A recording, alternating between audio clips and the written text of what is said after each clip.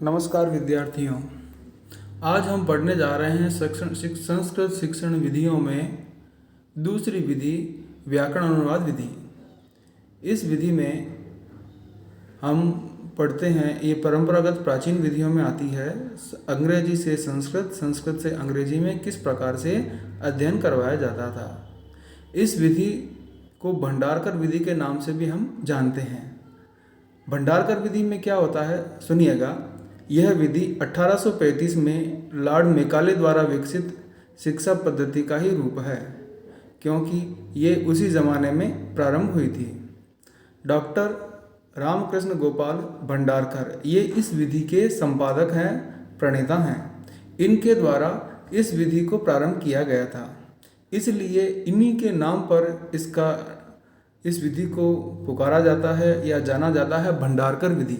भंडारकर एक व्यक्ति हैं जो बहुत बड़े संस्कृत के प्रकांड पंडित हैं और अंग्रेजी सभ्यता या पाश्चात्य सभ्यता के समर्थक हैं। तो अंग्रेजी से संस्कृत को कैसे जोड़ा जाए, कैसे समझा जाए, इसका उन्होंने एक उपाय निकाला है। अब हम आगे बात करते हैं कि इस विधि में क्या होता है। इस विधि पर डॉक्टर रामकृष्ण गोपाल भंडारकर ने 2 पुस्तकें लिखी। एक मार्गोपदेशिका, दूसरा संस्कृत मंदिरांत। यह इम्पोर्टेंट बात है, हमें इन पुस्तकों के नाम याद रखने पड़ेंगे। फिर इस पद्धति पर पाश्चात्य शिक्षा पद्धति का प्रभाव दिखाई देता है। संस्कृत से अंग्रेजी, अंग्रेजी से संस्कृत में अनुवाद किया जाता है। इस विधि पर एक और प्रकांड पंडित वामन शिवराम माप्टे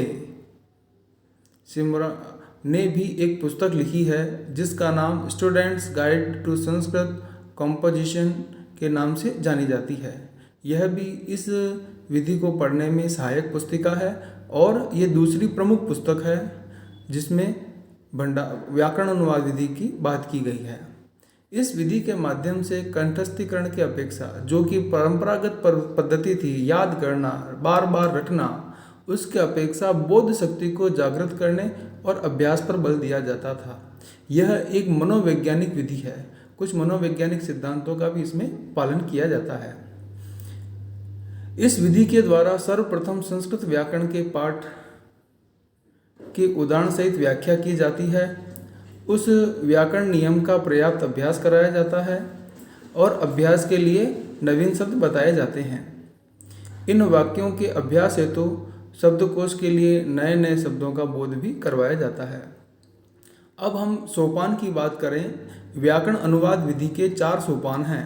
पहला सोपान व्याकरण पाठ पढ़ाते समय उससे पहले उदाहरण सहित व्याख्या और अभ्यास करवाया जाता है। संधि, समास, उपसर्ग, प्रत्यय, लकार आदि का ज्ञान करवाया जाता है। यह कहलाता है व्याकरण पाठ। उसके बाद प्रथम भाषा संस्कृत से द्वितीय भाषा अंग्रेजी में अनुवाद किया जाता है।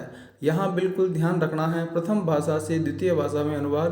प्रथम भाषा कौन सी? संस्कृत। द्वितीय भाषा कौन सी? अंग्रेजी। ये अनुवाद होने के बाद फिर पुनः द्वितीय भाषा अंग्रेजी से प्रथम भाषा संस्कृत में अनुवाद किया जाता है। और अंतिम सोपान है शब्दकोश का ज्ञान, कठिन शब्दों का ज्ञान करवाया जाता है और इस प्रकार से ये व्याकरण अनुवाद विधि पढ़ाई जाती है। अब हम बात करते हैं इसके गुण और दोषों का अध्ययन। इस विधि में स्थूल से सूक्ष्म की ओर, सरल से कठिन की ओर, ज्ञात से अज्ञात की ओर मनोवैज्ञानिक नियमों का अध्ययन किया जाता है। दूसरा है कठिन नियम हटाकर सरल वर्गीकरण प्रस्तुत किया जाता है। यह इस विधि के मुख्य गुण हैं। दोष की बात करें तो उच्चारण, गति, प्रवाह, साहित्य का अभाव रहता है। भाषा व श्रवण का विकास नहीं हो पाता। व्याकरण अनुवाद पर अधिक बल दिया जाता है। इस प्रकार इसके कुछ दोष यहाँ बताए गए हैं। ये सारी बातें हमें भंडारकर विधि या व्याकरण अनुवाद विधि में ध्यान होनी चाहिए।